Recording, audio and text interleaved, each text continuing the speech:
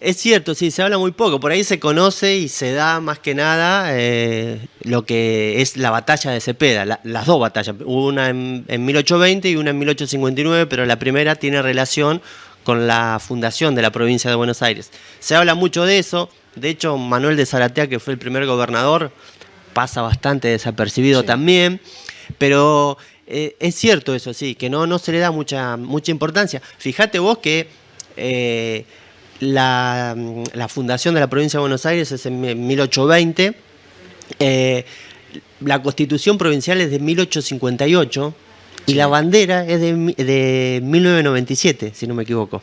Claro, por eso es muy novita. Pasaron 170 años para que Buenos Aires tenga su bandera, una locura. 1997, que no sé si conocés Capitán Sarmiento. Sí, alguna vez he ido. Bueno, alumnos de una escuela de Capital Sarmiento. Correcto. Fueron los creadores de la bandera bonaerense en el año 97, que fue jurada en la Basílica de Luján en octubre, creo, del mismo año. Así que fíjate vos. Hace un par de años, no sé si recordás, hicimos nota por vía Meet con uno de los creadores de la bandera bonaerense. Ahora que lo traes acá me acuerdo, pero fíjate vos todo lo que pasó. Tal cual. Pero bueno, es una historia en sí de la Argentina. Fíjate, en 1810, lo que pasó para la independencia, lo que pasó para la Constitución Nacional, ¿no? Todo como se fue demorando, ¿no? No fue todo de golpe. Quería hacer memoria juntos. Mencionaste recién a Zarratea. Sí. ¿Tiene calle en Bolívar, Zarratea? No. Creo que no. Estaba haciendo memoria... No, porque... No, y eso que Zaratea era de una familia muy importante, tuvo toda su formación en Madrid, después estuvo en lo que fue la Revolución de Mayo, era muy cercano a Manuel Belgrano. Uh-huh. Formó parte de Primera Junta, Primer Triunvirato, y después, bueno, participó en la batalla de Cepeda junto con los caudillos en contra de Buenos Aires y va a llegar a ser gobernador, pero no tiene, la mayoría de los integrantes de esa época de 1810 tiene calle, ¿no? Digo, Saavedra, Castelli, Larrea, Paso, que están de la avenida San Martín hacia el sector del parque. Pero Zaratea no se me viene a la mente ahora. Yo creo que no. Tampoco.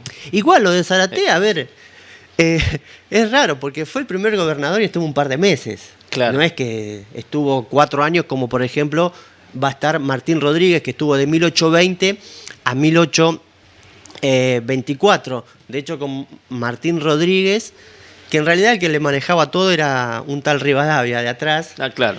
Era el Cámpora de Rivadavia. Claro. De hecho, se creó el Banco Provincia en el año 1822, el 23 de enero. Uh-huh. Y ahí se empezó a extender la provincia de Buenos Aires. También se nombró un juez de paz por pueblo, por partido, por municipio, como lo queramos llamar, que en ese momento eran 24. 24 municipios. 24 municipios. Esa duda tenía yo. Entre 1810 y 1916 se crearon 100 municipios. O sea que para el centenario de la patria, digamos, la independencia, ya tenía 124 municipios. Exactamente. Recordemos, son en la actualidad 135. Sí. E igual había algunos que eran anteriores, inclusive a la formación de Buenos Aires. Pero... ¿Ya había algunos distritos que se habían formado antes? Mirá. Por ejemplo, Dolores. Ajá. Dolores pasó por una situación rara también. Dolores es del año 1817. 3 años antes ya era Dolores. Eso por unas extensiones de campo, sí. Algo leí alguna vez. Claro, lo que pasa es que estamos hablando de una época un poco bizarra, muy anárquica también, ¿no? Sobre todo hasta casi todo, te diría, el siglo XX, ¿no? Después de la batalla de Cepeda fue bastante complicado todo. Pero Dolores desde 1817, después va a ser invadido por los querandíes y recién se va a volver a refundar o a repoblar en 1827. Claro. Es bastante desparejo, ¿no? Alguna vez leí como que era todo propiedad de un mismo terrateniente, exacto, como que había declarado la independencia de su lugar, digamos. Lo que pasa, después empiezan a aparecer ciertas cuestiones que van dándole forma a toda la provincia de Buenos Aires. Hay municipios, no sé, Chivilcoy, Chascomús, que son de 1854. nosotros somos un poquito más nuevos, más cercanos acá en el tiempo, y todos se fue dando por la colonización de la provincia de Buenos Aires, ¿no? Se fueron formando centros de población que fueron dando lugar después a estos municipios, pero bueno, fue todo un trabajo muy, muy lento. Para hablar de Buenos Aires, yo destacaría dos cuestiones. Primero, la Constitución de 1819, que creo que es el punto de partida o el punto inicial para que Buenos Aires finalmente se constituya como una provincia, pero anteriormente hubo dos fundaciones de Buenos Aires. Una fue en 1536 con Solís, que va a fundar una ciudad que va a llamar Santísima Trinidad, que algunos dicen que estaba cerca de La Matanza y otros ahí por el aeropuerto de Ezeiza, y va a fundar un puerto. El puerto se va a llamar Nuestra Señora María del Buen Aire. Buen Aire, aire con Y. Sí. ¿Por qué? Porque bueno, era como el protector de los navegantes sevillanos. Bien, después eso va a quedar sin efecto porque va a ser invadido por los pueblos nativos, y va a haber una segunda refundación en 1580, que va a ser por ahí la definitiva. ¿Por qué? Porque después va a pasar a ser capital de gobernación y capital del reinato del Río de la Plata. Esa era de Juan de Garay. De Juan de Garay, exactamente, esa es la segunda fundación. Eso por ahí podemos tomarlo como la previa a lo que va a ser la fundación de la provincia de Buenos Aires. Sí, que está más relacionado a la fundación de la ciudad de Exactamente, Buenos Aires. Más que nada tiene más relación con la ciudad de Buenos Aires. Y lo que pasa que en 1819 se va a dictar una constitución de carácter muy unitaria, muy centralista, que en realidad nunca se puso en efecto, nunca se llevó a la práctica. Inclusive algunas provincias como Entre Ríos y Santa Fe no la avalaron, y ahí se va a generar esta situación que va a terminar en la batalla de Cepeda al año siguiente, en 1820, que es la batalla que va a dar lugar a la fundación de la provincia de Buenos Aires. ¿Quiénes se enfrentaron en la batalla de Cepeda? Ahí vamos. Algunos hablan de batalla, otros hablan de combate. En realidad, si hablamos de una cuestión bélica, donde se enfrentan dos fuerzas, batalla y combate lo podemos tomar como sinónimo. Claro. Yo no le pondría batalla, pero bueno, no. Todos le pusieron batalla, yo no le pondría batalla. Bueno, no importa, acá estás hablando vos hoy. Bien en contra, vamos. Que venga Piña, que le vamos a ofrecer de apellido. No, pero algunos han planteado esta discusión. ¿Por qué? Porque duró 10 minutos. ¿10 minutos duró la batalla de Cepeda? La batalla de Cepeda de 1820, no la de 1859, la de 1820 duró 10 minutos. ¿En serio? Es lo que dice. Yo no estuve, yo no estuve ahí. Yo no. 10 minutos, ¿y por qué? ¿Por una rendición rápida? Claro, sí, no fue tanto la rendición, sino que la caballería de Rondó, que era el director supremo en ese momento, huyó. Se fue. Mirá. Entonces no quedó otra que Rondó también irse, ¿no? ¿Quiénes se enfrentaron? Vos decías, bueno, justamente se va a materializar esta situación de ciertas provincias que estaban en contra de esa constitución de carácter unitaria, y van a estar encabezadas por los caudillos de Estanislao López. Claro, yo venía de Santa Fe. De Santa Fe y también de Entre Ríos, y también había ayuda de Brasil. Ah, mira. Y se van a enfrentar con lo que era el director supremo, que en ese momento era Rondó. A ver, ¿qué pasaba? Desde 1810 hasta la fundación de la provincia de Buenos Aires, todas las formas de gobierno que hubo fueron unitarias o fueron centralistas. Por ahí, la Junta Grande, si querés, que reunía representantes de las provincias, bueno, pero digo, lo que fue la primera junta, los triunviratos y el director supremo, eran bastante centralistas. Todo el poder estaba en la provincia de Buenos Aires y era bastante unitario. Por eso la cuestión de unitarios y federales, ¿no? Sí, la grieta no es de hace un par de años, sino que inclusive podemos ir a Moreno y Saavedra si queremos hablar de grieta, pero de unitarios y federales también. Entonces se va a enfrentar Buenos Aires. Había renunciado Porreidón como director supremo, asume Rondó, y Rondó le pide ayuda al ejército del norte. San Martín se negó porque no quería derramar sangre de compatriotas. Claro. Se negó y bueno, y el propio ejército hizo un motín para no participar en esta batalla o en O sea, este el combate. propio ejército se le reveló a Rondó, Exactamente. que era unitario. Claro, Rondó fue con lo que tenía, entonces lo que hizo fue para que todas las fuerzas del interior, encabezadas por los caudillos, no llegaran a Buenos Aires, se adelantó y él fue a buscarlos en el camino y se van a encontrar en lo que es Cepeda. Que La es batalla de Cepeda cerca de San Antonio de Areco, por ahí. San Nicolás. En San Nicolás. San Nicolás. Ahí está. Es una cañada que está ahí muy cerquita de San Nicolás. Y se enfrentan ahí. Lo que pasa es lo que yo te decía. La caballería en un momento de Rondó huyó y bueno, él también se fueron y ganan los federales. Claro. Lo que querían que todas las provincias fueran iguales. Claro. Por eso es importante el Tratado de Pilar, que es posterior a la batalla de Cepeda de 1820, que establece justamente que cada una de las provincias pueda elegir a las autoridades y todas sean iguales. Claro, los gobernadores. Claro, esa era una condición.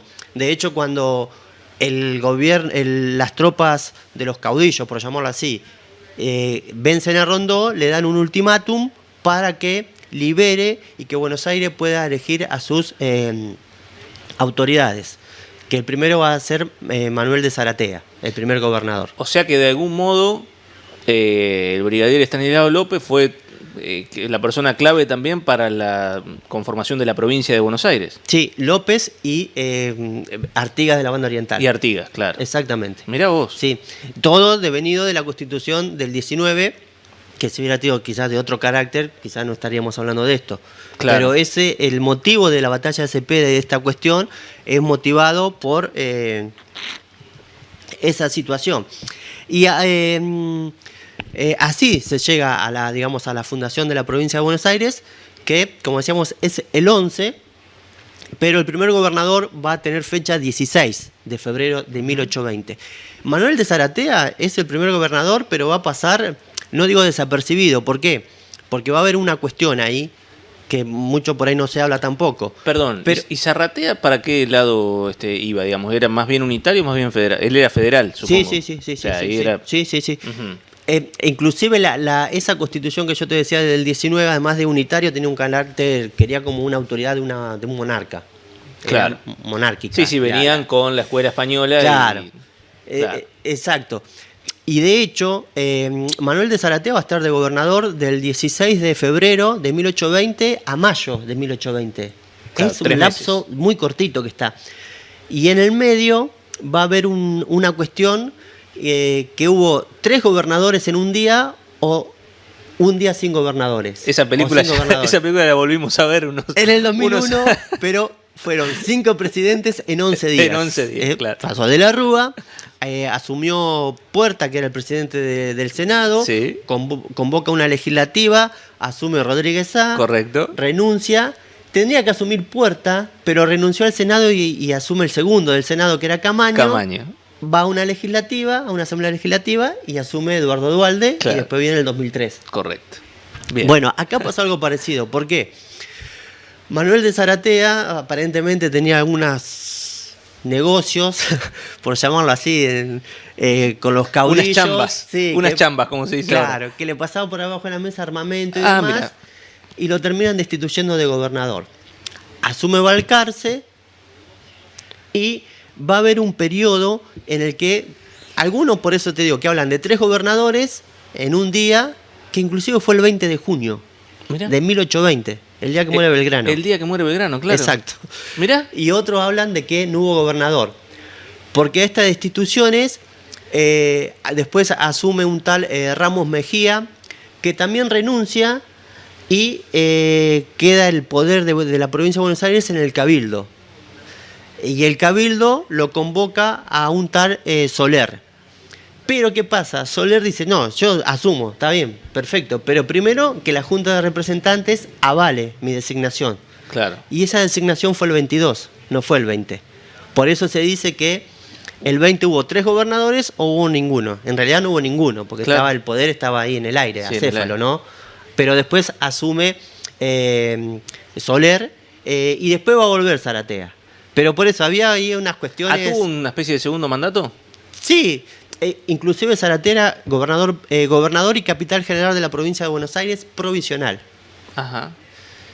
después va a llegar Las Heras y después sí va a llegar Martín Rodríguez con un ministro como Rivadavia, que va a cumplir un mandato de 4 años extenso, que se hizo mucho y que ahí también tiene que ver esta cuestión quizás del crecimiento de la provincia de Buenos Aires, porque se fue extendiendo, yo te decía de que casi 100 municipios, ya en 1854 había muchos, de hecho se pide un crédito que también es el primer crédito, el inicio de la deuda externa de Argentina con un empréstito que se pide al Baring Brothers de Inglaterra por 1 millón de libras esterlinas, que a plata de ese momento eran 5 millones en lo que era la Argentina.